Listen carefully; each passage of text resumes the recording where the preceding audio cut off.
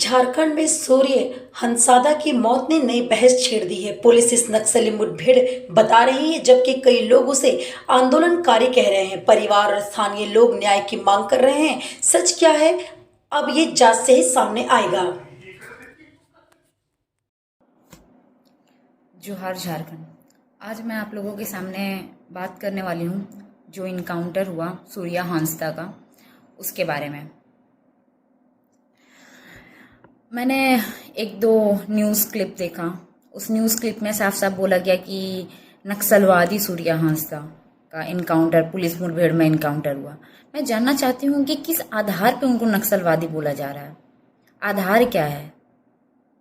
मैं ये नहीं बोल रही हूँ कि नहीं, आप जो कह रहे हैं कुछ आधार होता है ना, जस्ट बिकॉज कि मैंने उनकी एक दो क्लिप्स देखी उन्होंने साफ तौर पे अपनी बात रखी कि जो ये आदिवासी एरिया है वहाँ पे स्कूल, हॉस्पिटल, जो बेसिक नीड्स होती है उन चीज़ों के बारे में और उन अधिकारों के बारे में वो अपनी आवाज़ को उठा रहे थे और निरंतर अपनी आवाज़ को उठाने की कोशिश कर रहे थे। और मुझे समझ में नहीं आता, चलो ठीक है, मान लेती हूँ आप पुलिस केस की बात कर रहे हैं। अभी मैंने वीडियो देखी जिसमें पुलिस ने प्रेस कॉन्फ्रेंस में अपना बयान दिया कि मुठभेड़ में मारे गए। जब दो लोग लड़ते हैं ना, अगर हाथापाई भी होता है तो दोनों लोग इंजरी होते हैं, क्योंकि दोनों लोग अपना 100% देते हैं एक दूसरे को, अपने आप को बचाव करने के लिए और दूसरे को हिट करने के लिए। ये कैसा मुठभेड़ था जिसमें पुलिस के कोई कर्मी, किसी को भी कुछ भी नहीं हुआ, कुछ भी नहीं हुआ, और कह रहे हैं मुठभेड़ हुआ लेकिन दूसरा कोई आदमी इन लोग को हाथ में नहीं लगा। दूसरा बात यह है कि सबसे पहला बात तो ये है कि अगर किसी को आपने अरेस्ट किया तो आपको उस जगह पे, आपको जब लोकेशन का पता लग गया तो आपको उनको साथ में लेके नहीं जाना चाहिए था। दूसरी बात, अगर आपको लगा ही, चलो आप जो कह रहे हैं हम उसी बात पे यकीन करते हैं कि वो भागने की कोशिश कर रहा था। अगर वो भागने की कोशिश कर रहा था तो आप पैर में भी तो गोली चला सकते थे।